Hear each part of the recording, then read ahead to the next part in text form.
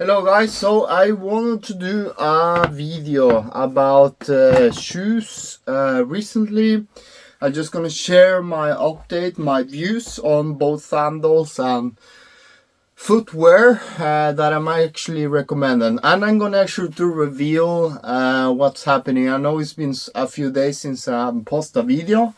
I'm currently on vacation because the last week was my last day at the outdoors retail store XXL. And big announcement, I am actually starting my own outdoors retail store, and I have 1 week vacation before I actually start doing that. I'm gonna update a little bit on that as well. But I have a few videos planned. I'm gonna also waiting for that product that the shoe has been here for a few days now, but it's been national holidays in Norway, and it just haven't arrived yet. Also, I am preparing for regarding that product. I am preparing for a Packraft trip, 5 days I think, with my son and stepfather in August, and I'm very much looking forward for that. I'm actually thinking on doing some gear loadout video on that trip. I will be camping alone actually in a few days with my friend, heading out for the mountains to do an outdoors trip. And in the meanwhile, I've been talking a lot about gear with others. I've been testing gear, and I also have a review on the Vivobarefoot shoe. This is the Primos Trail SG soft ground. It's a barefoot shoe, and I've been having this for a year. I bought this because, I love to walk more barefoot with minimalistic shoes. I'm very, very much in need of zero drop shoes. I've been walking more with sandals as well. And I bought this to maybe see how it was. I've been hearing a lot about the Vivobarefoot as a counterpart to zero drop zero shoes and Altras. And I think I have a good. I've been using this shoe a lot. As you can see, the traction, this just came out of the washing machine and it's still a bit dirty, I see, because I've been sleeping 2 overnights with the Scouts. As far as the traction goes, the grip, the sole, is a 12 rubber, he also says here, and it seems to be holding. I do feel the ground quite a lot with this kind of shoe. And I found out this shoe is a perfect shoe if you're going to do a lot of walk in the water. And it's a very minimalistic shoe. It dries pretty fast. It's very easy to put on basically, and it's pretty comfortable to walk on it. I find it a bit too big on the size though.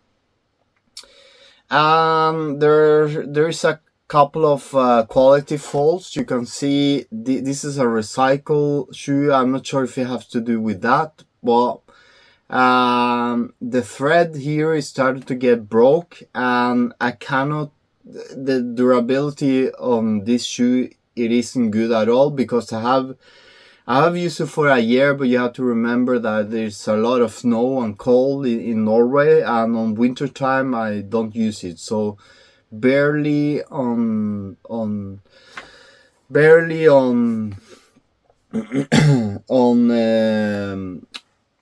spring and summer. So this thread here is starting to become a problem. I still recommend them if you're gonna use them a lot when you are pack crafting, I think. And I might actually take for the next big pack crafting trip that I'm gonna do in Femundsmarka, Femundsmarka National Park, because we are spent to walk probably 2 days, and I could probably walk around 2 days with this shoe, and this will probably dry faster than the Altra, and it feels a bit more comfortable than a sandal. So it's a good shoe. It's expensive. I will not buy it if you are going to rely to go with this kind of shoe all the time. And you can also see here that is starting to break on me. It's not a 10 out of 10 for sure. It's a good pack crafting shoe and using at home probably. I would give it a 7 maybe, because it has some durability problems here and on the thread on the both shoes, and I heard that a lot on the Vivos barefoot. It's still a wide toe spread foot. I like that very much. It feels like you are walking barefoot, so there goes the name Vivobarefoot. It's very easy to take off and comfortable enough to walk short distance, and it has a zero drop that is strength your ankles and knees if you walk a lot with this. My Altra's Olympus 5 still my favorite shoes whatsoever. Never got a blister. It took me half of Spain, El Camino Santiago, with a broken ankle. Fantastic shoe. Jotunheimen, I will use it for a lot of miles at work for a year. You can see the material of this is start to get broken, but that's because I've been using to load a lot of goods at work, and they are still holding very, very strong, so I'm still using them. These are the Altra Olympus 4. Now I know that if you're going to a through hike, they might not last a lot, and I see a lot of people who have the new model, which seems to be a bit thinner here compared to the older, and they also get a bit broke on this side. So I still probably not gonna use the on Femundsmarka. I'm gonna stick with the Vivos just to use what I have, or I might just take this Altra because they are still doing a good job. But I have tried the Topo, and the Topo doesn't have the Velcro like the Altra have on the gaiters part. So the gaiters on the Topo TerraVenture sucks big time, and those got me blisters. I haven't got any blisters at all on any Altra shoe. I have done a lot of transition to do this, and I think the durability is good enough to take with you. Even though it's not the most durable shoe. Now, if you want a super durable shoe, you can use boots like this and this, but then this is way too heavy, and if the Gore-Tex material gets wet inside, it's gonna take longer to dry than a normal shoe. And surely it's not a wide toe, so you might get blisters here as well. And also it is a high elevated heel that says that inclines your ankle, and your ankle's not gonna get the same strength over the years when you get old.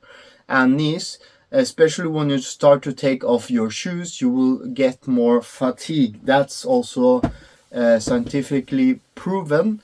And I have grown stronger feet by wearing this type of shoes. So that's my opinion.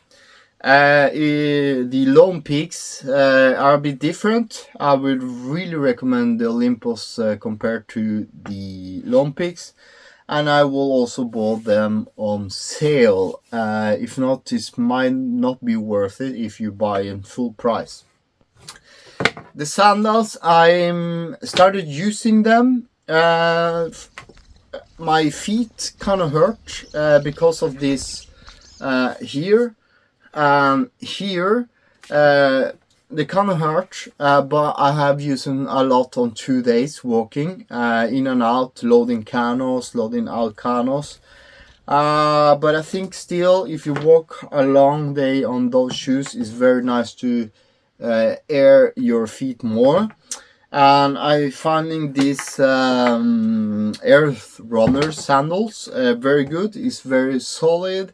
It's comfortable to walk or just put it on without walking too much. If not, it is a very solid and lightweight, and it has a wide spread, obviously, and you have also non-elevated heel to improve your ankles. And the feature that I don't see many shoes has, you have the grounding feature here that also scientifically proven prolongs your health and minimize the infections. And if you eat too much shit that might cause cancer, it might reduce the inflammatory effects. So I'm not entirely sure about it yet, the grounding thing, but I think it have helped me as well. Compared to my Zero Shoes sandals, the set trails, I think they are more durable, so that's why I bought them. I really like this one, but this you cannot do as much heavy work than you can do with these ones on this, because this might get broke very, very quickly. These are the more comfortable, but it doesn't have a grounding feature. And I really, really like Zero Drop. It just a bit too thin. So I'm kind of back and forward between these two yet. It's surely an upgrade from the Huaraches, because this was a hassle to be using on swamps and stuff, even though they're super light. Also very good sandals, but I really recommend those two instead of the small. And you can use socks, toe socks on the EarthRunners. So that's my goal and update on the shoes. 7 out of 10, still a 10 of 10. I'm not entirely sure about those yet, but very good camp sandals compared to any Croc or any other shoe. So hope you have a nice time. I will do a video overnight next, and see you soon.